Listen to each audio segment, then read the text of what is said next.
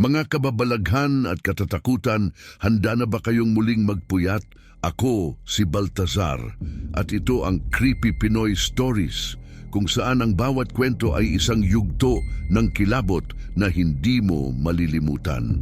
Maraming salamat sa inyong patuloy na pagtangkilik at pagsubaybay sa ating mga nakakapangilabot na salaysay. Kung bago ka pa lamang sa ating madilim na pamilya, huwag kang mag-atubiling pindutin ang like button at mag-subscribe upang hindi mo mapalampas ang mga orihinal na Tagalog horror stories na aking inihahandog sa bawat upload. Sumali na sa lumalaking komunidad ng mga adik sa nakakatakot at nakakapangilabot na kwento at siguraduhing i-click ang notification bell para lagi kang updated sa ating mga bagong pakikipagsapalaran sa mundo ng kababalaghan. Ngayong gabi, saksihan natin ang nakakakilabot na kasaysayan ng Ang Mansyon ng Pighati, isang malaking bahay na puno ng mga lihim, paghihiganti at mga kaluluwang hindi matahimik. Ano nga ba ang nagtulak kay Clarissa na gumawa ng isang mapanganib na hakbang laban sa kanyang asawang si Enrique? At ano ang kahihinatnan ng kanyang paghahangad ng kalayaan mula sa mapait na tadhana na kanyang kinakaharap? Sa bawat yugto ng ating kwento, isang mas malalim na misteryo ang naghihintay na matuklasan. Ngunit tandaan, ang bawat desisyon ay may kaakibat na kapalit at sa mansyong ito, ang pighati ay hindi lamang basta nararamdaman. Ito'y nabubuhay.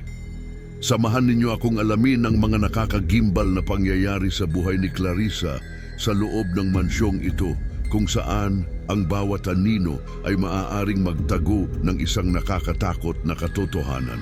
Manatiling nakatutok at tuklasin natin ang mga lihim na bumabalot sa Ang Mansyon ng Pighati.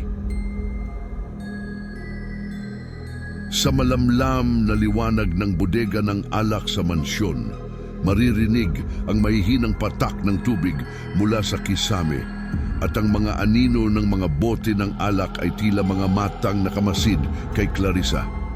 Ang bawat patak ay parang orasan ng tadhana, nagbibilang ng mga sandaling nalalabi bago ang kanyang pagtakas.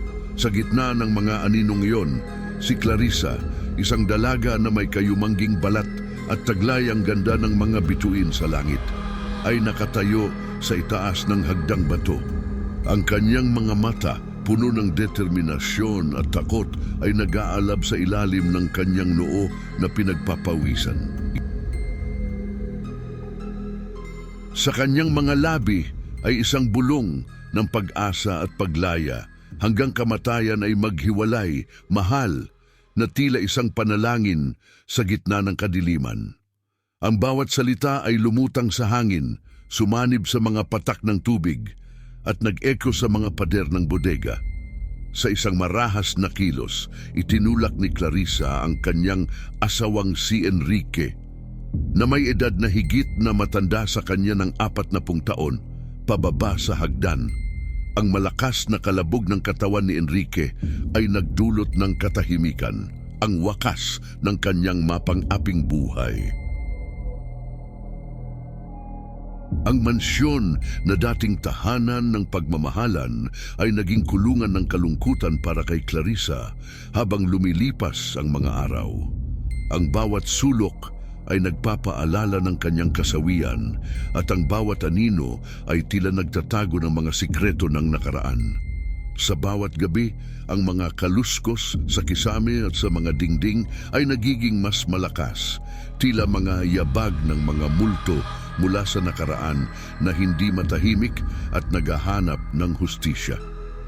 Ang bawat ingay ay nagpapalakas sa pagkasuklam ni Clarissa sa mansyon na ito. Si Enrique, na abala sa pagpapalago ng kanyang yaman, ay hindi pinansin ang mga daing at hinaing ni Clarissa. Ang kanyang mga tenga ay nagbingi-bingihan at tumanggi siyang kumuha ng tulong upang wakasan ang salot ng mga daga sa kanilang tahanan. Ngunit habang lumalalim ang gabi, isang pagkakataon ang magbubukas para kay Clarissa na baguhin ang lahat. At sa pagdating ng bagong taon, isang plano ang kanyang maisa sa katuparan na magpapabago sa takbo ng kanyang tadhana. Ang dilim ng bodega ay magiging saksi sa isang bagong kabanata ng kanyang buhay. Isang kabanata na puno ng panganib at pagkakataon. Sa pagsapit ng bagong taon, ang mansyon ay puno ng ingay at kulay mula sa mga paputok at dekorasyon. Ang kalangitan ay pinintahan ng makukulay na liwanag na sumasayaw sa ritmo ng mga pagsabog. Ngunit sa puso ni Clarissa, isang maitim na balak ang sumisibol. Tila isang itim na rosas na nag-aabang ng tamang sandali upang mamukadkad. Nang palayasin ni Enrique ang mga kasambahay para sa isang gabing pahinga, naramdaman ni Clarissa ang pagkakataon na kanyang hinihintay upang makalaya mula sa kanyang mapait na tadhana. Sa kanyang isipan, ang bawat segundo ay tila isang hakbang palapit sa kanyang kalayaan. Sa wakas, bulong niya sa sarili, ang kanyang mga mata ay nagliliyab sa determinasyon. Sa ilalim ng ingay ng pagdiriwang at sa kalasingan ng mga bisita, nagplano si Clarissa na itulak si Enrique sa hagdan ng bodega at gawin itong mukhang isang aksidente na sanhi ng labis na pag-inom at kalasingan. Isang tulak lang, isang tulak para sa aking kalayaan, aniya habang pinagmamasdan ng kanyang asawa na naglalakad ng pasuray-suray, hindi alam ang naghihintay na kapalaran. Ang mga mata ni Clarissa ay mas lalong nagdilim at ang kanyang puso ay bumilis sa bawat hakbang ni Enrique papalapit sa hagdan. Ang bawat segundo ay tila humahaba at ang bawat hininga ay nagiging mas mabigat. Ano ang mangyayari kapag ang kanyang maitim na plano ay maisakatuparan? Matapos maisakatuparan ang kanyang maitim na balak, hinanap ni Clarissa ang kwintas na may malalim na halaga sa kanyang pamilya, ngunit hindi niya ito matagpuan kung saan niya ito iniwan. Ang kanyang mga kamay ay nanginginig habang binubuklat ang bawat kahon, binubuksan ang bawat drawer, ngunit ang kwintas ay tila naglaho na parang bula. Sa kanyang pagkabigla, natuklasan ni Clarissa na ang bangkay ni Enrique ay nawawala at ang dugo mula sa kanyang ulo ay nagtuturo patungo sa dulo ng bodega na nag-iiwan ng misteryo sa kanyang pagkamatay. Imposible. Paanong, bulong ni Clarissa, ang kanyang boses ay nanginginig sa takot at pagkalito. Sa dulo ng bodega, nasaksihan ni Clarissa ang mga daga sa kanilang kahayupan ay nilalapa ang katawan ng kanyang asawa. Ang kanyang mga mata ay napuno ng puot at takot habang pinagmamasdan ang mga daga na tila mga demonyo sa ilalim ng lupa na nagdiriwang sa kanilang makamundong piging. Mga halimaw! Sigaw ni Clarissa. Ang kanyang tinig ay umalingaw-ngaw sa mga pader ng bodega.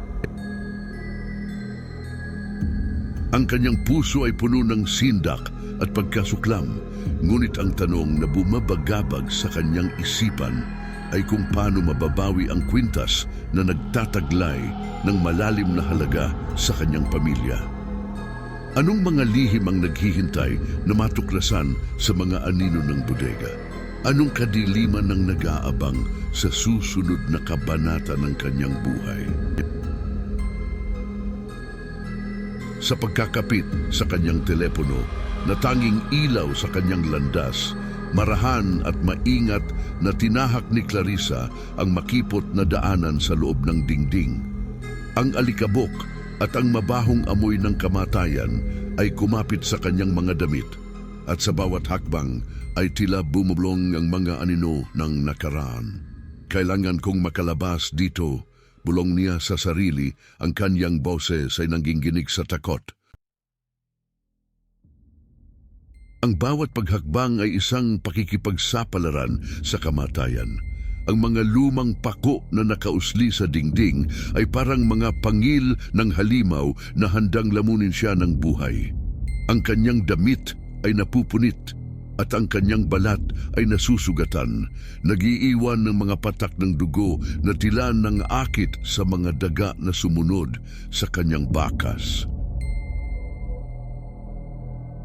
Ngunit sa gitna ng kadiliman at kahapdian, isang sinag ng pag-asa ang sumilay sa kanyang mga mata. Nakita niya ang kwintas na matagal na niyang hinahanap, nakasabit sa isang lumang kahoy na tila isang premyo sa gitna ng bangungot. Nanginginig ang kanyang mga kamay. Inabot ni Clarissa ang kwintas, ang kanyang mga daliri ay nangangapa sa dilim, ang kanyang puso ay umaasa sa kaligtasan na maaaring hatid nito. Sa pagkakakuha sa kwintas, bigla na lamang bumigay ang sahig na kanyang kinatatayuan. Kasabay ng pagguho, bumagsak si Clarissa, si Enrique at ang mga daga sa isang lihim na silid na puno ng kayamanan. Sa ilalim ng lupa, napuno ng liwanag ng kanyang telepono ang silid at sa sandaling iyon, ang kanyang puso ay lumukso sa tuwa sa hindi inaasahang yaman na kanyang natuklasan. Ngunit ang tuwa ay mabilis na napalitan ng sindak nang ang ingay mula sa kanyang telepono ay nagudyok sa mga daga na lumusob sa kanya. Ang mga mata ng mga daga ay nagningning sa dilim at sa isang iglap ang kayamanang kanyang pinangarap ay naging walang halaga. Ang mga daga sa kanilang walang awang pag-atake ay kumain sa kanyang laman at sa huling sandali ng kanyang buhay, ang lahat ng kanyang pagnanasa ay naglaho kasama ng kanyang hininga sa kadiliman ng mansyon ng pighati. Sa bawat hakbang palayo sa liwanag, laging may aninong sumusunod. Salamat sa pakikinig mga ka-creepy. Huwag kalimutang mag-like at mag-subscribe sa Creepy Pinoy Stories para sa walang tigil na kilabot.